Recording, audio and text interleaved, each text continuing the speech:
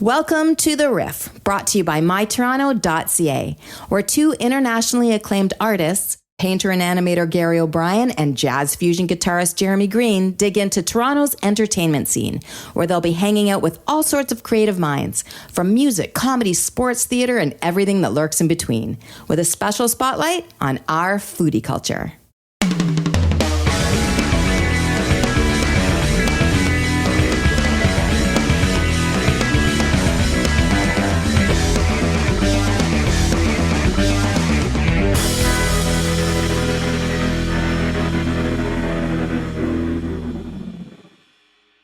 Well, hello and welcome to The Riff, everybody. My name is Gary, and how are you all doing today? And I'm going to turn my attention to my left here and to my co-host, Jeremy. How are you doing? Good day, sir. I'm doing very fine, yeah. Good. Nice day. Nice winter, December, gray, beautiful. Don't even get me started, because I'm at the point now where I don't even know where to put the snow on the driveway now.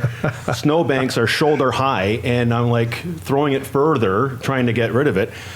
I've developed this over the years now, I guess, but I try to be as efficient as I possibly can with snow shoveling. Yeah, right? or else your driveway's like a foot wide by the time you're... Not a step is wasted in terms of each shovel is a calculated move, because what I do, I go right down the middle of my driveway and then go this way, this way, this way, this way, all the way down, so that when you turn around, you have that a scoop ready to go, right?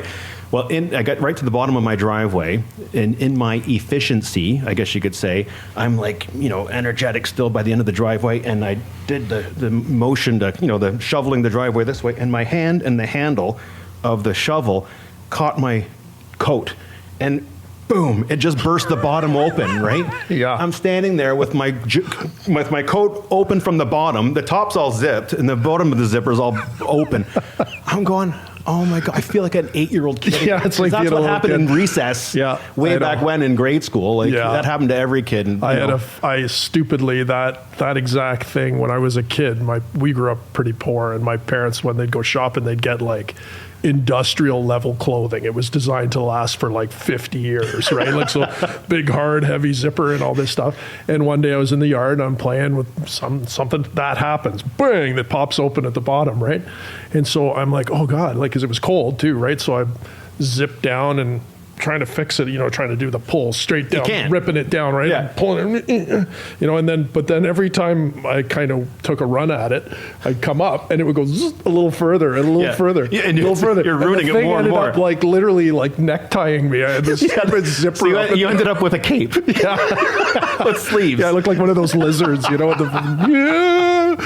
couldn't get it off though. It took forever, man. I was so freaking out because I was a little kid too, right? So I started panicking. Well, that's the thing, because if it's up here, you have to kind of somehow climb out of it. I would have loved to have seen that. I just pulled the whole zipper down when I got inside and jumped out of my coat to get out of it because I couldn't. It was broken. I was like, I got to get a new coat. God love winter, man. So, Canadians. Anyway, right? Yeah, that's snow shoveling. Anyway, that's enough of that nonsense. We should get on to Yes, we have a very important guest here today, and I think we're going to have a bit of an education in our lesson today. Yeah, very looking forward to this. Yes.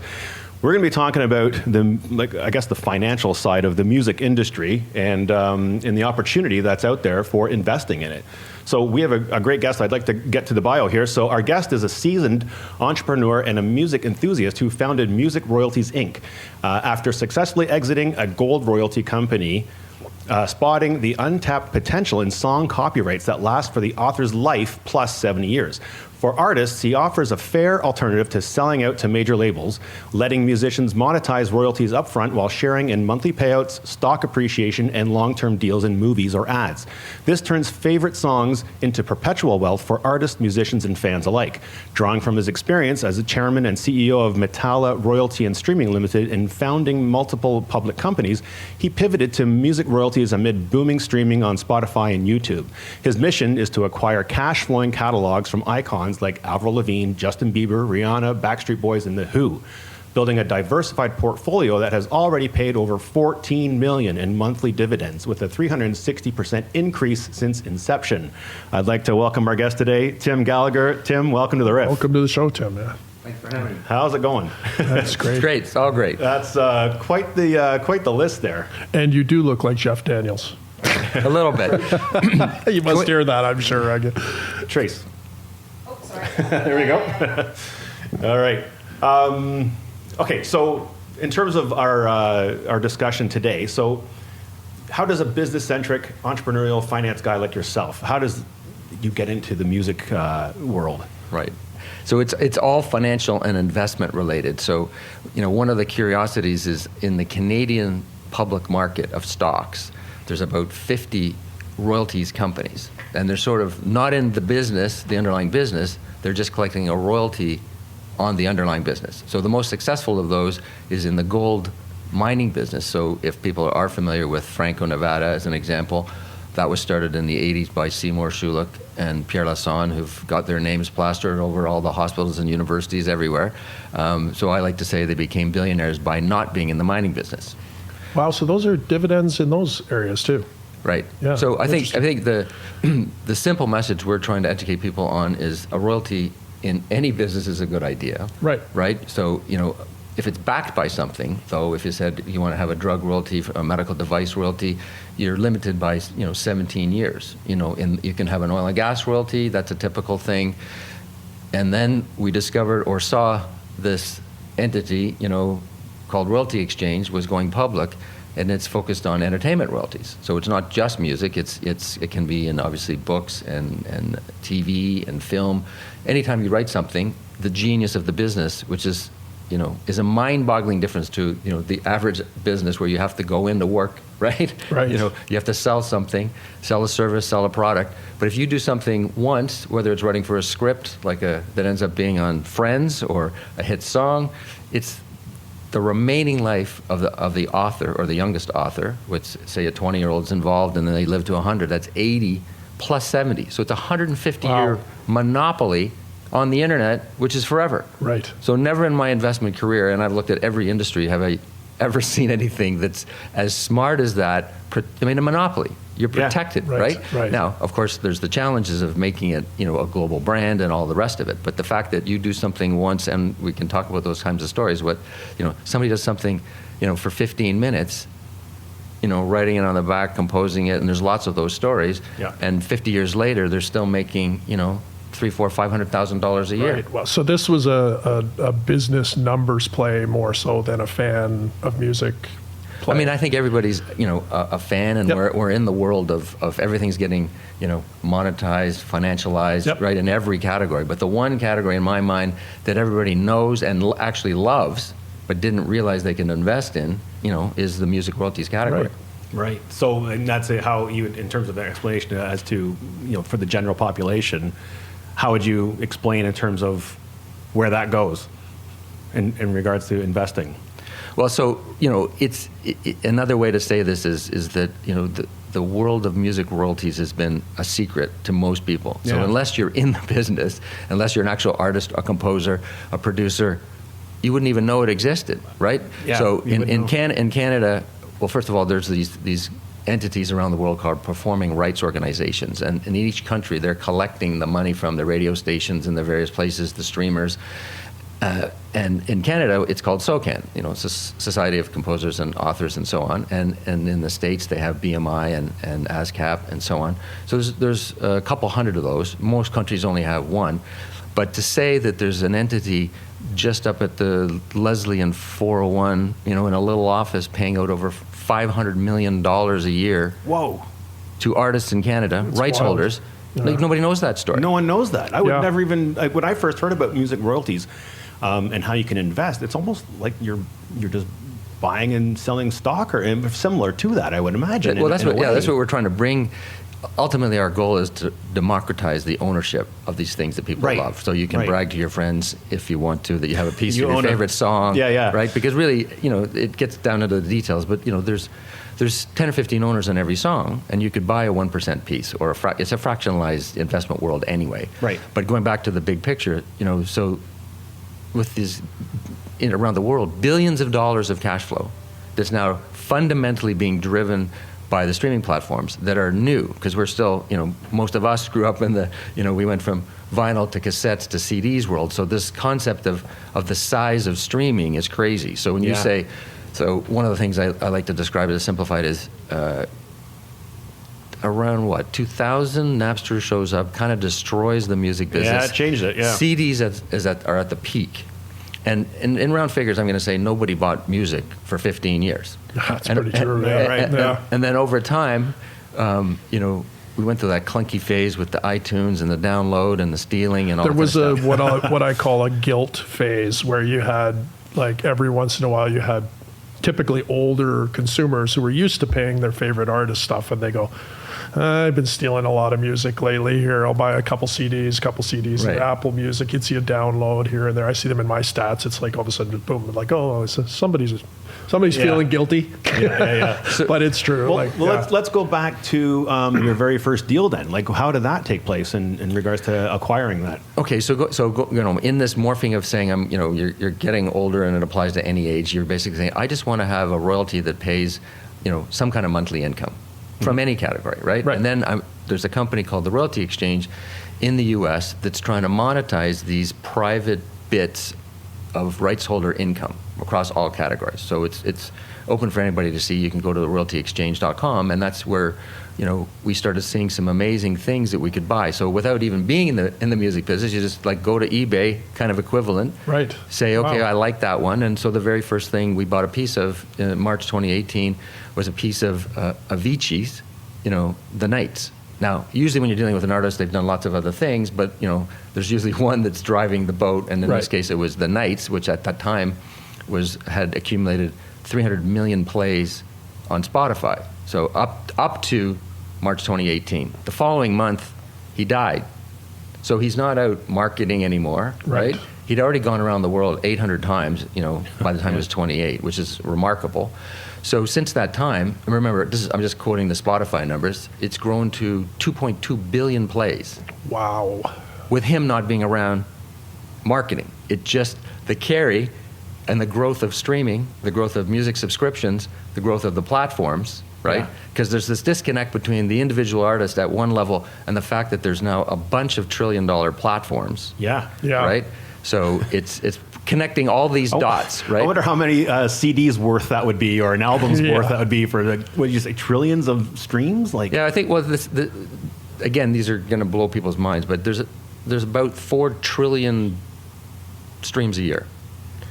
Okay, Wow. and at the if you do the half a penny play, which obviously sounds light, you got to be on the high volume side, but that's where the $20 billion in streaming income comes from. Just to simplify it, right? And today too, with all the new like you got Netflix, you got Disney Plus, you got Paramount.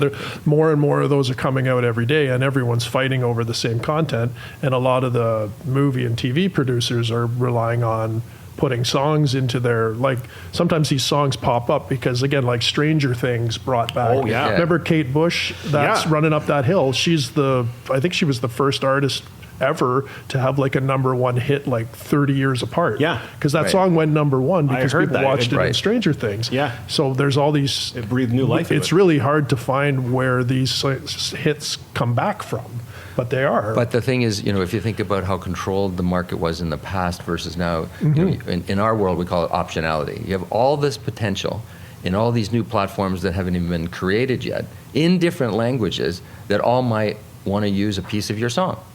Right? So even just as a sidebar, when we started, there was probably only 50 million music subscribers, right? So the new model was, you're going to pay $10 or $20 a month, right? Mm-hmm. Essentially forever, because other than eating and drinking, the only thing you're going to keep is your cell phone that's tied into the content, right? Right.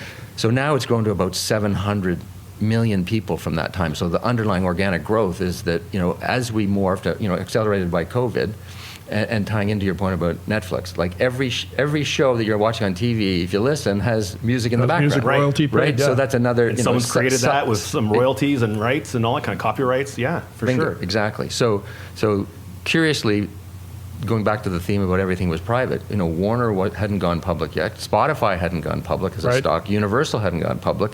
And the whole, and I would still say today, all of this part, because, in Canada especially, we think of media as being, 3 telephone companies, cell phone companies as being the media entertainment business, right?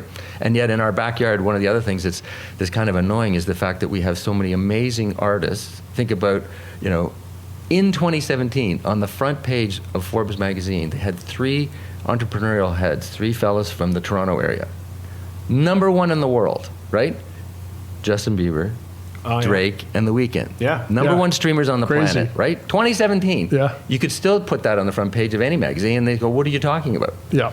So, but the point is, in terms of the new money to the table, which is an important thing to keep in mind, from selling records to a few young people, call it 10% of the population, we've gone to the place where there's like 1 billion people paying $200 a year Yeah. as a utility bill Right. until they're gone. Infinitely. So it's sort of Yeah, $200 billion worth of new money, and of course it's the globalization aspect of it as well, right? So Okay. there's all of that. We will be right back after this message. And we're back. But for some songs, does a song not have like kind of a shelf life of some sort of? I'm not thinking. Not every song is going to be a hit, so there's going to be some sort of shelf life for some songs, right? So going into the future, like what does that look like for? Is there an investment strategy that we have for the future then for that? Well, I think this is sort of to generalize it. I think everything we talk about is common sense. It's just getting your head around thinking about whether that actually is true. So yeah, there's 100 million songs on your phone. Right. And most of them will go down. Most of them won't be global brands.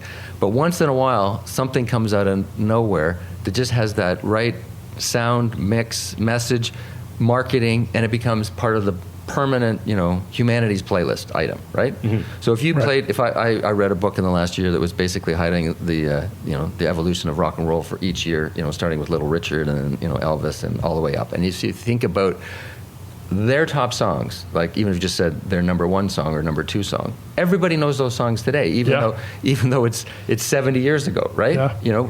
So the way we think about the ideal portfolio is literally the best of the best that's still being played, and it still gets you to want to listen to it over and over again. So if you went to the Scotiabank Arena behind us, and you started listening to the song, you're singing the songs, everybody's singing the Sweet Caroline, they know the words, and it's a 50-year-old song. Yeah. Right? Yeah. It's the same idea where you have to be a trophy property. Like in everything in investing, you got to be something special that's going to be around for generations to come. And so, even on a tangent, the movie Holiday Inn that was released in 1942 with the song White Christmas?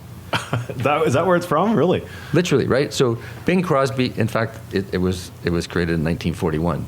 It's like before the U.S. went into World War II, Bing Crosby released White Christmas. Do you hear that song every year, still today? Do you think about the history about it? And of course, it's over 80 years old.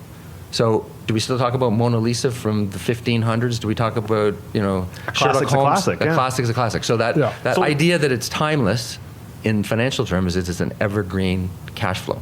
Yeah. Now, is it that the classic, I'm going to say classic rock or, those kind of stuff from 50 years ago, let's just say, does that outperform maybe more modern music, or is there a balance of some sort there? Well, I think that's the judgment that you apply in terms of the different situations you run into, or the point when you're making the point about Kate Bush. Then the idea that if there was only one owner on a song and you thought, what, I'm gonna, Kate Bush doesn't want it anymore, and I'm gonna go and talk to the music supervisor at Netflix, and I'm gonna bring it back, right? That single act, we're not talking about concerts, we're not talking about it's just to remonetize it in a new world, reintroduce it to a new generation, all of that stuff. So yeah, practically speaking, if it is a trophy property and it's undermarketed, okay, and you're paying a fair price for it, which we're basically to make it simple, if you could say you could get a double-digit yield in our world, a 10% yield, you're getting kind of not much from the bank, and you could get 10% from something you love, and it's been consistent, then for me that's a no-brainer investment. But the reality is, if it's good, it's actually been growing, because every year, going back to the point, there's been another 50 or 100 million music subscribers, and then the point about it gets redone, Elton John redoing with Dua Lipa, creating the Rocket Man duo, with Panau. I mean, that's just genius. Reinventing it to So back catalog of great stuff, is definitely a huge part, right? And you think about the challenges of a new artist trying to get to 1 billion plays, it was a huge challenge, right? Well, and I don't think the whole concept of retro is ever going away.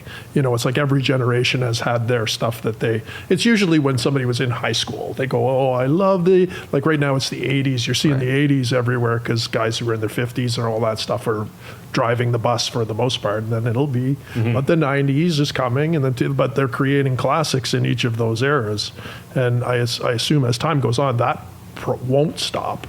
There'll always be a sentimental value to each era, and that generation is always going to push that forward. Right? And the reality is it just gets so fractionalized even at the level of, I always use the Friends example. So instead of writing a song, you wrote the show Friends. But did you write this show only for Americans, only in English? Right. They're not even 5% of the planet. Yep. Right? And half their country doesn't even speak English anyway. So when you're talking about saying you want to globalize your whatever you created in any one of these, endeavors of composition, but there's the original version, and then there's all the other versions you didn't even realize is somebody else. Because when you're talking about songs, like I think the Beatles, which is it? Is it Yesterday? Yesterday, I think it was. I think it's been covered by 4,000 different artists. So on paper, I don't know what the success is of all those 4,000 artists, but some of them would be certainly generating lots of royalties for Paul McCartney and crew, right? Oh, yeah. And you also hear them when you travel around the world too. You hear weird language versions of those songs. They'll redo it and reintroduce it to that population, to your point, right? So you can do something once in 10 minutes or whatever it is in the extreme, and you don't know where it's going to pop up, right? When it's going to be, turning into a massive new revenue stream, right? How influential it can be in multiple languages and countries and stuff, and breathe new life into old music. And then the crossover aspect that you're talking about, the shows, right? So think about all the movies that are basically defined by their soundtracks. Yes. Oh, for sure. Right. So it's just the way the system works. So it's super confusing because there's so many platforms, so many different things, so many things that haven't been done. Have you made the Bollywood version of all your stuff? Right. For $1 Billion for Indians? Have my God. Have you done a K-pop version? Have you done a Brazilian hip-hop version? That's the point about really monetizing to the nth degree. It's endless. What you've created. It's totally endless. But it's endless monopoly, perpetual on the internet. So there's compared to your normal investment that says, this is a good time to buy this product because, Peloton's hot now, but it's going to go away. No, this is recession proof because everyone's into music. That's probably the most important part. Songs, right? Wow. The world runs into trouble for good reasons or bad. You're still listening to music. Everyone listens to music. Sad songs, happy songs, get on the dance floor songs. It's a part of your life. Yeah. Wow. But again, we're coming at it from the point of view that if we create the investable portfolio that has thousands of songs that everybody knows, right? And this payment system in the background puts it into your bank account, then that's the... and for musicians too, if we've all got to try to put something away for retirement and stuff like that, if you're going to hold an asset or something, better to hold something you understand. Again, the ethical issue of some company, you buy this company and then you find out they're selling guns in Africa or some weird thing. So it's it just skips that whole thing, and you can count on some form of revenue from something you know about and you love. So that's artistic kind of endeavor there. Yeah. Every best investor I've ever spoken to always says invest in what you know. Yep, that's true. Right? Yeah. Well, and who doesn't want to own a piece of their favorite song? Sure, of course. It's more fun, right? Yeah. You get paid to party, right? If you listen to your own playlist. Okay, so in terms of the creative side of things, I don't want to talk too much about AI, but I think we'd have to kind of mention it here. Then how much of that is going to be an impact going forward on the creative? How does AI kind of affect and mix in with all this? Well, from our perspective to date, it's just been a pure positive. The first thing, if you think about it, is if you've signed up for a Spotify and they're using AI to say, because you listen to this song, maybe you might like to listen to that song, right? So there's the algorithms that take you to a new place, a place that you haven't been in 50 years or something. From an artist point of view, to me, when we talk to them, it's like, say you're trying to do a demo, and if you spend all day long trying to create one demo for one genre, okay, the male version of a particular song, and say, no, I want you to do the female version of a K-pop song, do the AI version of that, do a country version of that, and send out 10 demos by the end of the day. Wow. So, it's endless. So I think of it as optionality. It puts, creativity on steroids. You're still starting with the human, unique. Remember, AI can only go on what's it's seen on the internet, so to speak. Yeah. It can't take you to a new place. Yeah. Right. So for me, it can make the artists and the industry more efficient, and speed it up, which maybe is more annoying because there's already 100,000 songs going up on Spotify every day anyway. But and even then, I've seen not just like the male version of a female voice kind of thing, and for a song, I've even heard Freebird as a reggae version. You know what I mean? Oh, yeah, cross-genre. Totally generated by AI. Or this yacht rock thing. Yeah. Yacht rock version of it. Those are great too. Metallica as yacht rock, I've heard. I love it. But some of those I hear, and I'm like, damn, that's really actually it's cool. cleverly done, it's though. Funny, I know it's generated by AI, but it's actually entertaining. Yeah, it's entertainment. And you're saying it can be totally monetized. See, my fear with that, though, is there is a growing concern in the industry that, for example, take Spotify. So they have been creating their own AIs now, and there's a fear that those are going to become. See, now they're the rights holders to that. Right. So if they start generating their own hits, now they have a vested interest in what they stream. So they can choose to play my song on the radio or the one that they get paid for. So I know business, they're going to pick the one they get paid for. That's a fear, because if you've got all these different companies producing their own AI, because again, it's AI, anyone can do it. So just some schlep in the back room can be doing, and a lot of those playlists, if you click on Relax, or they have the music to study by. Right. A big portion of those are AI generated, and people don't even know it.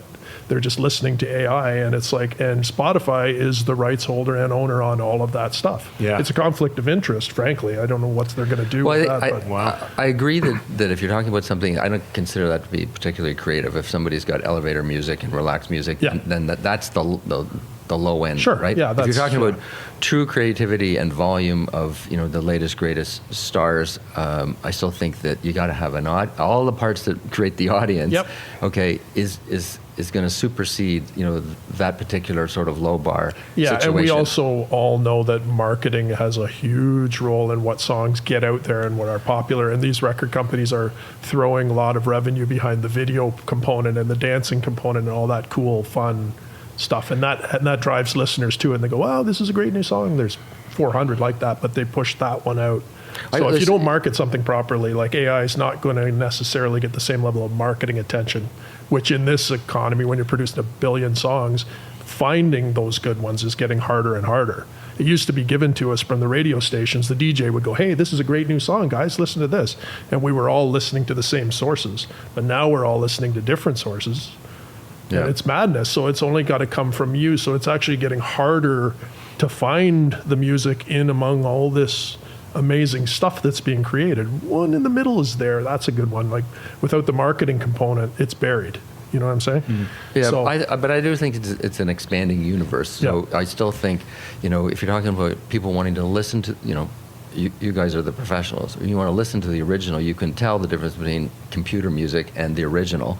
And you say, that's a fair thing to do. Maybe you've got your original, but you don't have time to do the Bollywood version. Right. So maybe that's just, and maybe you don't get the same amount of money generated that you would in your own backyard with your own personal fan connection. I think is a big part of creating traffic, right? Creating the brand, as opposed to just saying, just see if somebody makes something happen on TikTok, right? Yeah. So increase your chances, use it as a tool, but I don't think it's ever going to replace, the classics and the originals and the next version of the true artists. I mean, obviously, it's curious when you think about the very first thing we bought. How do you explain Avicii as a musician, right? He's not singing the song. It's not him singing, right? He didn't write the song. He's not the video. All the people that we dealt with, they did all of that, and then just went to him to cut a deal to market it.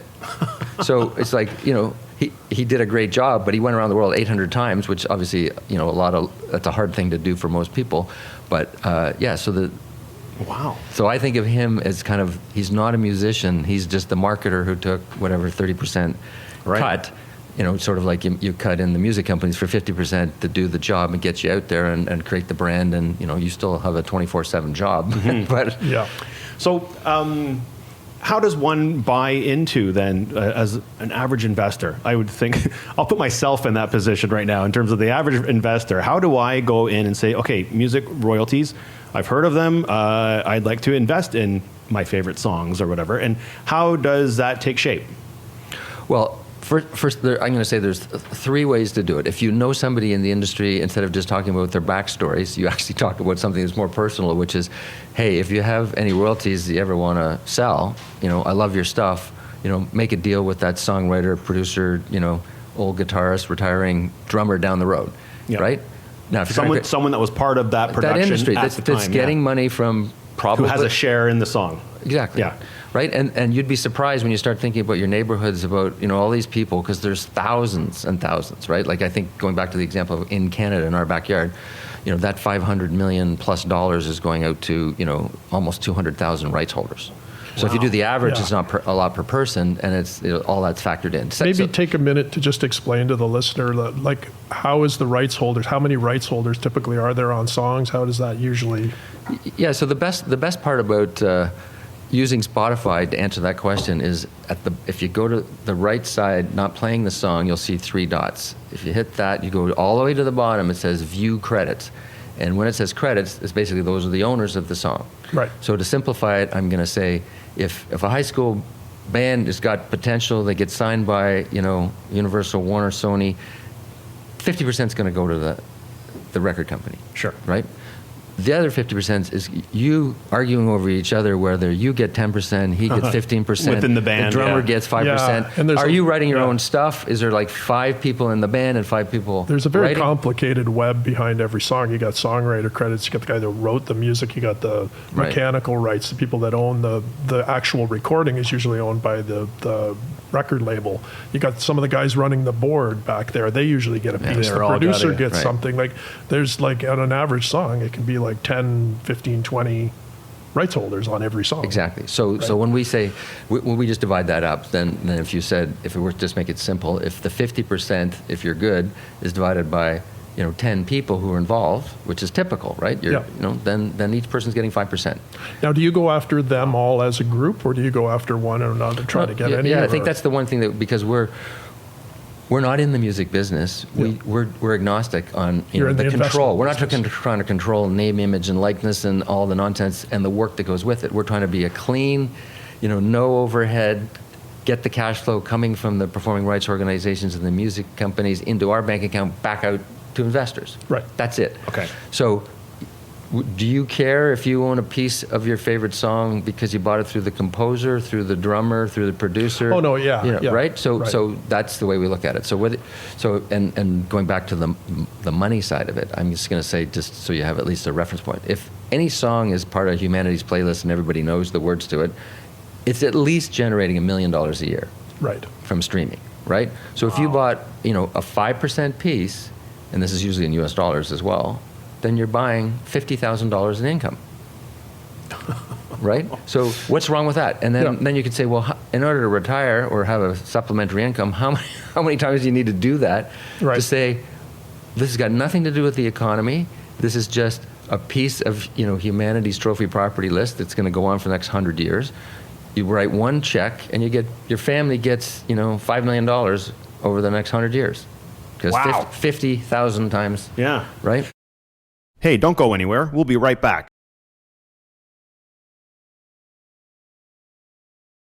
And now, back to the show.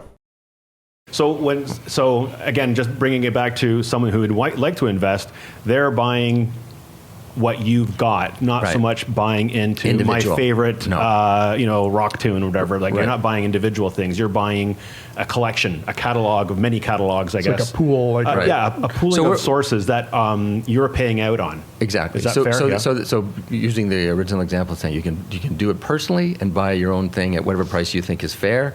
We're trying to create the so-called investment portfolio, like a REIT, a real estate investment trust. You say you don't want to just invest in one building. You like to know that there's lots of buildings, lots of different tenants. And in this case, so over the last 7 years, we've made 31 catalog acquisitions. So we have 7,000 songs, right? So we have a pretty neat playlist. If you look on Spotify under Music Royalties Inc., you'll see pieces of Rolling Stone songs, that we got from the, manager producer. You've got, he introduced us to the producer of The Who and the Kinks. And then, when on the royalty exchange, we were able to buy things like pieces of Dire Straits and Eminem. Every one of his songs is 2 billion plays.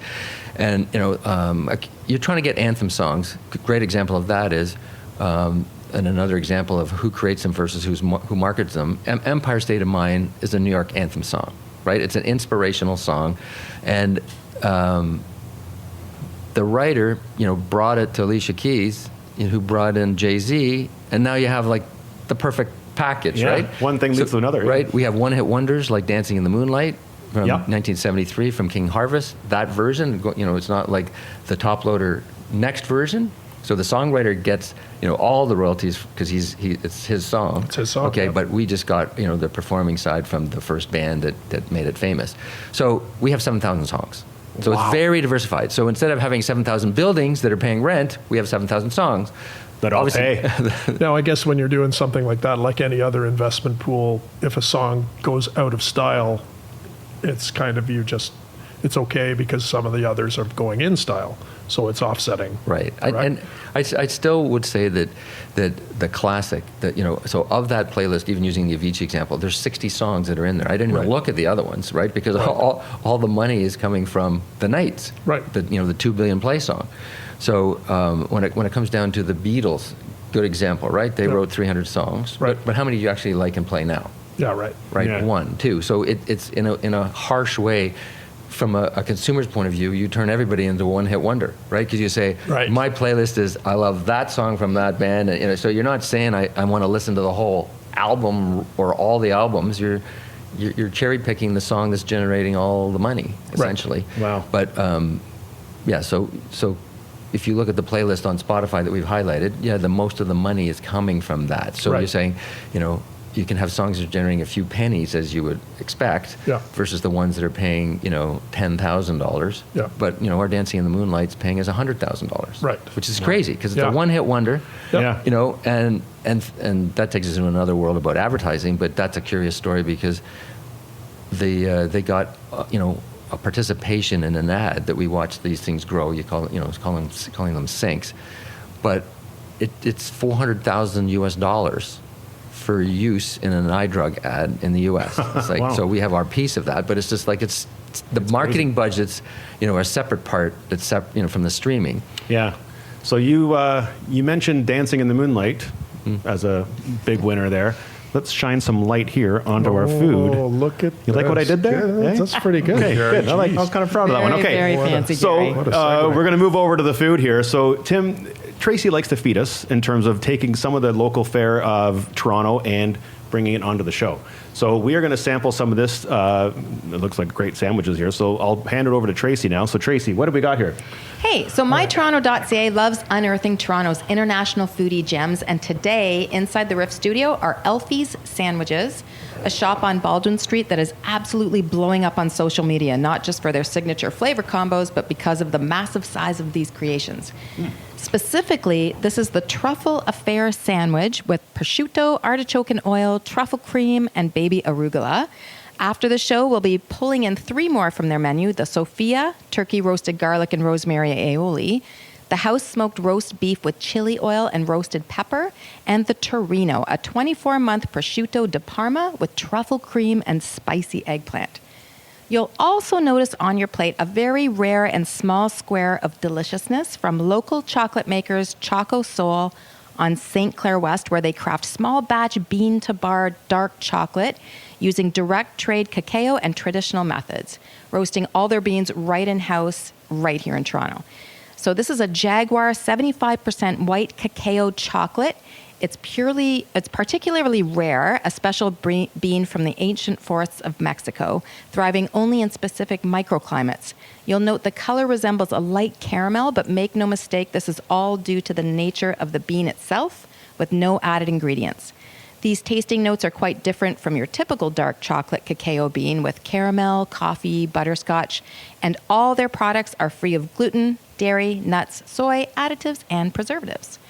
So Choco Soul doesn't use milk products, so it's quite amazing that the rich creaminess of their products, from hot chocolate drinks to cookies and bars, all come from the beans. after the show and more of Elfie's sandwiches, we'll be creating a bit of a Riff tasting room with Choco Soul's chocolates, in-house roasted coffees, and cookies.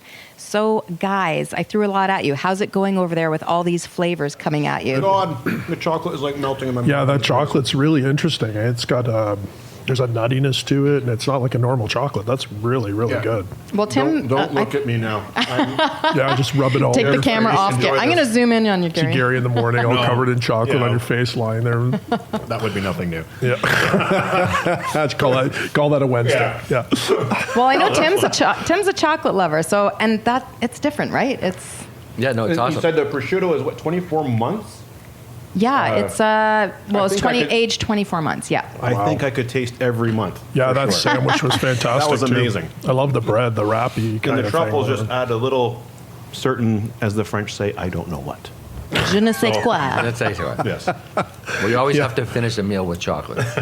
Yeah, I think that's a great idea. I And think that's start- not not a bad idea at all. Yeah. Chocolate at the end of everything. Nicely That'd be done, great. Tracy. Good pick. Yeah. Okay. that- And more to that's really come. good. More to come. More to come. Well, Awesome. I'm really looking forward to that. That's That's on great. you. Oh my God. All right. So back to our music discussion here. So we left it off there as you know, in terms of buying into a collection, right? So how do you go about kind of going after like a certain collection, or is there a target or anything, or is it more of like you come across certain things that could be available and you pursue that? All of the above. I mean, Okay. remember, we're talking about, let's just estimate a few million creators in North America as an example, right? And practically speaking, it may sound funny, but they're all for sale because there was never a market. This is remember we talked about this as being the secret world of royalties, right? Mm-hmm. I mean, a simpler example maybe in Los Angeles, how many people do you think are living there that are actually collecting royalties from films and TV shows and musicians? Probably the 2 million people. Yeah. Right, Tons. just there alone, let alone Nashville and New York and so on, right? Broadway, royalties and so on. So it really comes down to, in our world, we've seen the websites. People have tried to create a market for these. So there's people like the Royalty Exchange in Denver. There's the A Note. There's Songvest, and you can evaluate those situations. You can run into people personally, but we're at the stage because we've been at it for so long that people send us stuff all the time. Wow. Because remember, you're basically saying, whether you're young or old, who's going to write the check, which is a pretty decent sized check, right? To if I told you we're going to pay 145,000 US even, which is a big number for an individual, let alone a company, back then. Now, that was in 2018, and for essentially one song. So you need a lot of money to be able to create a portfolio, Right. so that it's diversified, right? So we've raised over $30 million from over 300 investors, and you have to be an accredited investor. That's under the securities rules. They define that. But of course, our intention is to list publicly. So once you go public, then people can put whatever amount of money they want, in a self-directed RSP, TSFA, Right. that kind of thing. So. That's the way it is. Now, there's also some funds that have been created over the last few years as well. So all the big private equity people have gone into. I mean, who doesn't want, in any investment category, own a 100-year cash flow of good stuff, right? So pension funds, family offices, it's an allocation that you should have. There's the stocks and bonds, there's the real estate, there's the private equity, the private credit. Right. But, we're basically saying, think about royalties as an asset class. It's another buffer against. Right. Yeah, a way to round it out as a portfolio. But in our minds, we're as a family, we're all in because we don't think there's literally anything better. You can't convince me to buy Bitcoin for the life of you. I only see that thing going down. It's backed by nothing. Okay, investing in a song that's part of this global payment system of performing rights organizations that's on playlists everywhere. That's protected by copyright law around the world. I just don't see anything that surpasses that as sort of a risk reward. Let alone a personal investment. Wow. Very cool. Wow. So, and I do have to ask you about the Rock and Roll Hall of Fame and some of the music awards events that you attend. Right, and those are fun, especially if you haven't. There's going to the concerts, but to the extent you want to see, a bunch of people getting an award or get closer, buy a table or buy a ticket. It's like going to a hockey game in a way. But Yeah. So we, in 2019, sort of just after we were getting started, we trudged our way down to Cleveland. to the famous rock and roll inductee ceremony. And by the way, they take it on the road now, so they rotate from Cleveland to LA to New York. So we participated in those. But for the very first one that we went to in Cleveland, especially in Cleveland, to see like I said, that former country singer Taylor Swift inducting Carole King, at one end, and then having Paul McCartney, inducting, Dave Grohl at the other, and everybody in between who's there, Lionel Richie. So all of the so-called heroes of the business, each time you go to one of those, they're right in front of you, right? That's crazy. Wow. That would So, be really cool. and the stories that go with it, right? I mean, one of the funny lines was when Jay-Z was inducted that time as well. So it was really an amazing introduction to it by Dave Chappelle, who's obviously a very funny guy. Yeah. Right? And Beyonce wasn't there, but she had a little video clip, and she said, so what's better than one black billionaire? Two. Nice to have in the family, right? Yeah. So, and then, when you're talking about how it's morphed from the old kind of British invasion, rock and roll era to now it's like all the new categories and all the new genres and whatnot. It's a whole different ball game. But so it's a mixture of the classics. But and then in the Canadian one we went to, Walk of Fame, same thing, right? And 13 inductees at Massey Hall a couple of years ago. They're all right there. You're just you go and buy a ticket. That's so people neat. aren't even thinking about, and Carol Pope and Lighthouse and All the names. April Wine. They're all right there with their families. So fantastic. it's a lot of fun. So That is a cool. lot of fun. Well, listen, Tim, thank you very much for coming on the show. I'm trying to look at our time here and going, oh no, we're running out here, and we have to kind of put a cap on this here. So I really appreciate you coming down to explain. Yeah, that was very interesting. And tell us this world of investing in an asset class that I don't think many people would even think of, right? No, exactly. So, I appreciate that. No. It's an education for sure. It's Well- converting all your music knowledge into, maybe an investment at some point. yeah, no, I think so. I think you've sold me. Sold. Okay. Sign here. I just have this paper right Exactly. Pen, there you go. No, but seriously, thank you very much for coming in. We really appreciate making an appearance on the Yeah, Riff here. thank you for it very much. Thanks for the opportunity. It was Super good fun. cool. Thank All you. right, Awesome. thanks. Wow. Okay. Holy moly. I have to digest all that, Yeah. not just I the told you it was food. 25 things. Not just the food, but all the information in terms of what was that about. That's a lot to digest. I'm gonna It have is, to but it's watch pretty that interesting. back. Yeah. I was, that actually really helped because I'm, like almost every other musician, I'm concerned about the future, and there's all this talk out there about the negativity around the industry and all that stuff, and it feels like you don't stand a chance at making a living or money at that. But to hear all those numbers and that's pretty compelling argument that You can have money it is there if you can do it. ongoing, not Right. just a strike at once kind of thing. Yeah. It's ongoing and in perpetuity that you Very could cool. go way beyond your expectation of what you could sell your product for, and how. Like I was surprised there with how many iterations that could take shape. Yeah, right. Yes, This yeah. version, that Fascinating, version, yeah. and everyone's kind of collecting off all those versions. It was an education. Yeah, super I cool. learned a lesson today. I learned more today than I did in high school. Yeah, exactly. All right. Well, listen, we're going to wrap it up there today. So that was fantastic, and I guess that's all for us today. So Yeah, I I'm got going to say nothing. that's goodbye from me. And a goodbye from him.